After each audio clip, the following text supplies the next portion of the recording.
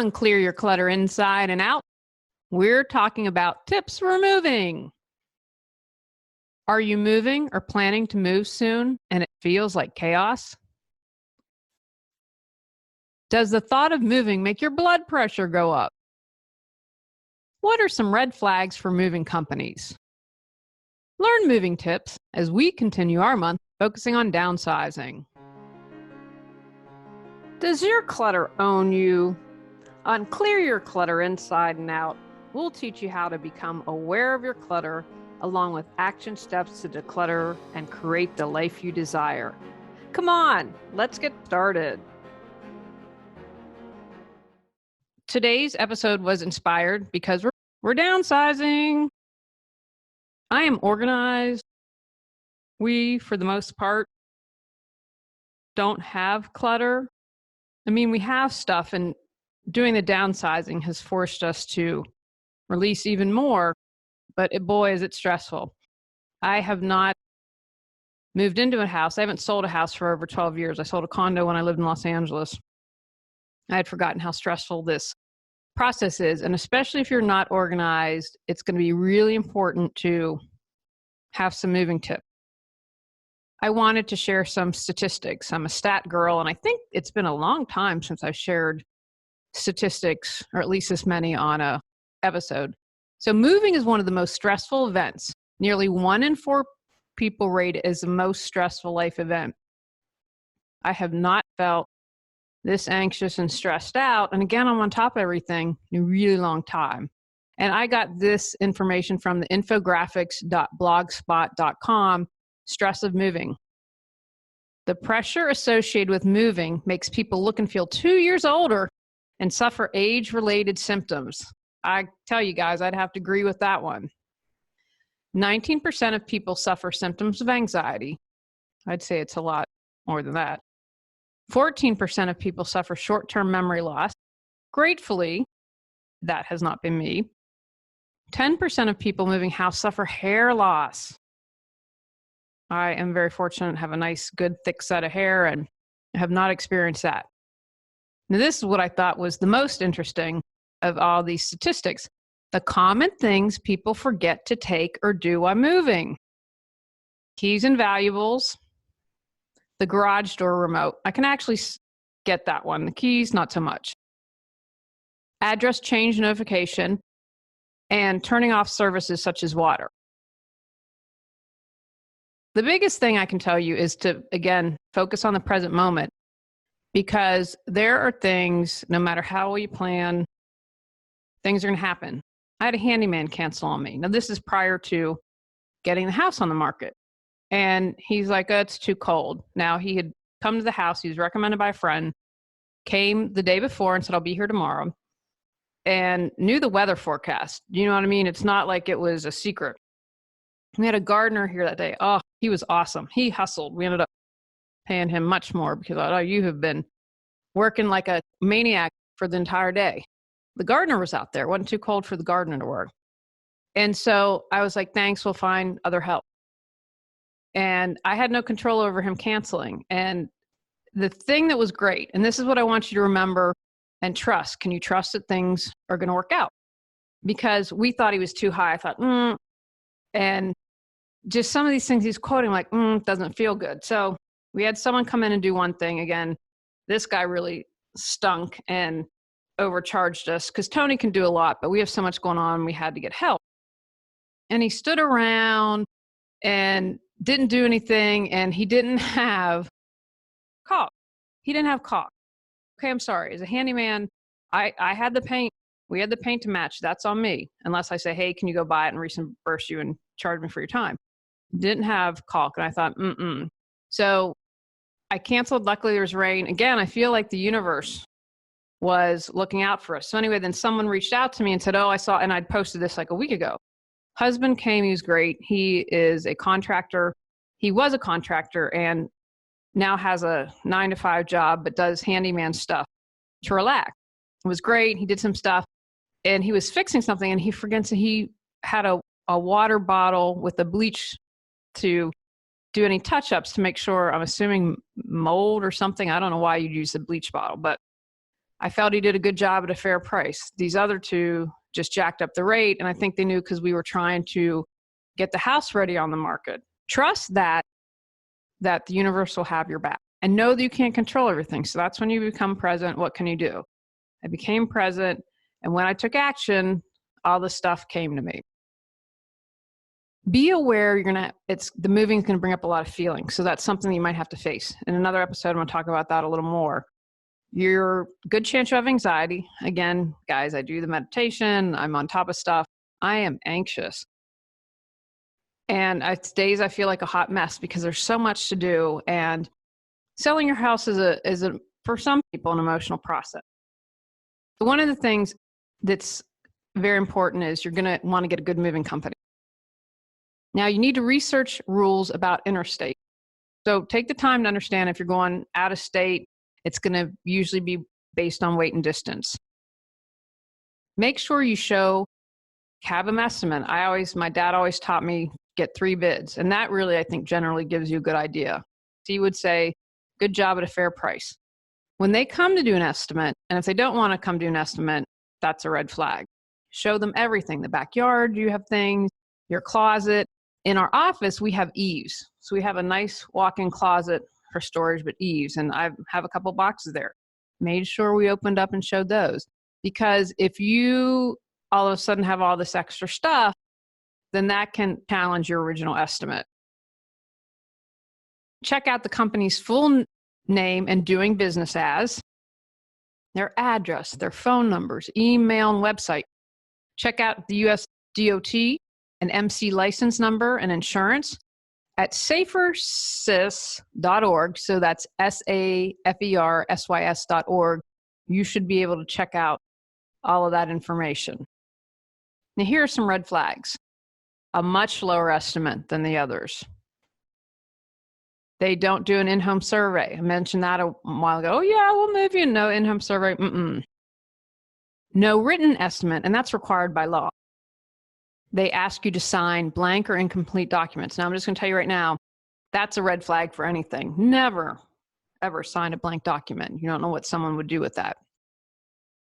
If they require cash up front or substantial deposit. Now, I have read that a couple hundred bucks, that's okay, like a minimal thing. And you know what? I can maybe understand that between Memorial Day and Labor Day. I believe that's the time when the bulk of people move.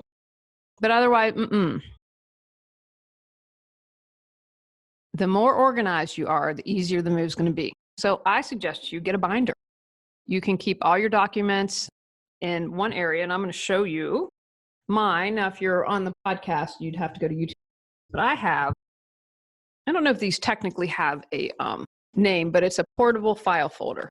So there are several different slots you can label. I haven't bothered to label. I just know where everything is. Kind of there's a time sequence. For instance, the storage was the first thing we had to do. That's my sage and the pink there, my sage that we're going to sage the house and start doing the feng shui stuff. But what I love about that, the little gig container that I have, I can take it on the go. We had to run to the storage unit today. Boom, everything up front, the code, the little extra key, all of it's right there. And, you have to run around, you have to sign paperwork, you have to get inspections, blah, blah, blah. Everything I need is in one container. A binder might be a better option for you. Or I would just suggest something that can contain everything. If you have a bunch of loose files, then that would make me nervous about losing. So come up with some system to keep all your documents for the closing. Although I have to tell you, so far on the house we're purchasing, everything has been done electronically. So I have a little folder where I'm keeping all of that, but I have yet to have any paperwork. Are you overwhelmed by clutter? Do you feel stuck in your life? Does something need to change, but you're not sure what? How to Declutter Your Home and Your Life is a 21-day decluttering challenge that focuses on helping you become aware of your clutter. Each day, you'll have a bite-sized lesson. Many times when you have clutter in your life, you're overwhelmed, so the lessons are short. You'll have a list of ways to move forward to declutter your life. You can order from Amazon, Google Play, iBooks, or directly from me at reawakenyourbrilliance.com. Start a master inventory list of everything you have. And this is really going to be important, especially if you are moving. Like when I left Los Angeles, I was with a bunch of other people because I didn't have that much stuff. And so if you have an inventory, then you can check it when you get there to make sure that you have all your belongings. But just so you know, especially on an interstate, that you have gotten everything that you have. Now, here are some tips. Prepare a first aid kit for your pets. I'd have one. I have a little first aid kit in my car, so if we need something, it's right there. Update your pet's tags. You're going to want to separate your valuables, jewelry, important files you might need in transport. Make sure that you have put all those aside and that you are going to take. With all the activity going on, you might want to refill your prescriptions, have an extra month, so you don't have, that's one less thing that you have to worry about that. And remember, don't forget your pet's prescriptions. I'm going to suggest packing a couple suitcases. You're going to want enough clothes for a week or two. Kids, you're going to want to make sure stuffed animals, games, personal care products, get all that together and plan for a week or 10 days. Make your last grocery trip. You're probably going to want to eat out. The last couple of days, we were taking our fridge, so I know we have to defrost that. Those are things you want to keep in mind. You're also going to want to have stuff to prepare the new home. So it might be a box of cleaners, toilet paper. What if they don't leave you any toilet paper? Something that you can unpack right away. And you are going to want a new home box for your pets. Food, water, meds, bed, litter box, their favorite toys. Because they're going to be stressed out. So don't forget them. When you are getting stuff together, like we will put all the stuff we're taking in the master bedroom. You're going to have that in our closet, anything that we're hauling. So keep that in a little area so that accidentally don't take that, especially if it is, you have your valuables there. Confirm electricity, water, gas, garbage, all that stuff, phone shut off, internet. Consider a full day in between for surprise.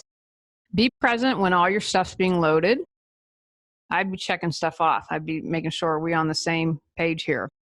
You want a written copy of the mover's inventory list. Again, you have your list and you have the mover's list. Before they leave, make sure you sign a bill of lading, an inventory list, and that you get that copy. Now, one of my other suggestions is have a backup plan. When I got married, I teased my father about this, but we got married in my parents' backyard. And my dad said, okay, if it rains, we'll either get married on the screened-in porch where most of the family should be able to be and everyone else can be in the living room, or we'll get married under the tent because we had dinner at my wedding and we can fit everyone under there, obviously.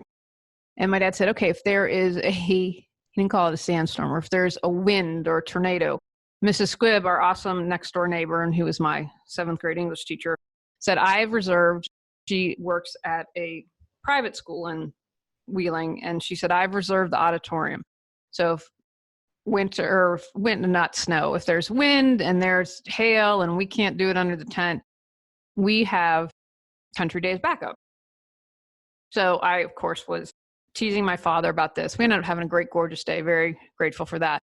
And so my dad said to me, I believe if I prepare, then it's more likely not to happen. And I think that's good advice. So what happens if you have something happen in the last minute? I talked at the beginning of this episode. Handyman cancels day of, doesn't text me until 10:30 that he's not coming. I have zero control over that. So first, breathe. Just take a moment, center yourself, take a deep breath. Now's the time to let the little stuff go. The neighbors have trash in the yard. There's the new person's problem. Let that stuff go. I would have a list of friends who you can call, especially ones with college-age kids who might be looking to make some extra cash. You could rent a truck if the movers don't show up. And it's kind of crazy, some of the stories I've heard. So as a backup plan, see if there's someone you can hire that day. Now, again, I see these ads on Craigslist that make me go, I don't know if I would trust someone from Craigslist. Rent a truck. Again, if you've put the time and the energy into making sure you have legit movers and you get on their calendar, it's going to be a non-issue. If you can't secure a truck, I mean, it's interesting to see all the size trucks you can get. How can you think outside the box? You could rent a van, a smaller truck, or have multiple pickups.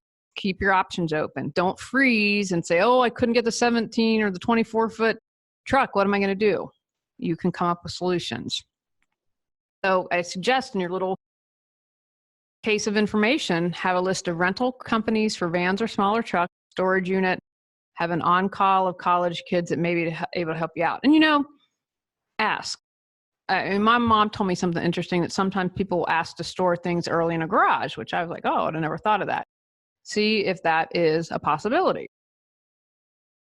Here are some fun tips that I thought I'd share. Cut down on boxes. And guys, I have been preparing. I knew we were going to move. It's not what I expected, right? So I've been collecting boxes for a while. So I'm pretty good with that. I've had to buy a couple things, but probably spent maybe $100, which I'm telling you, if you're moving and buying boxes, that's nothing.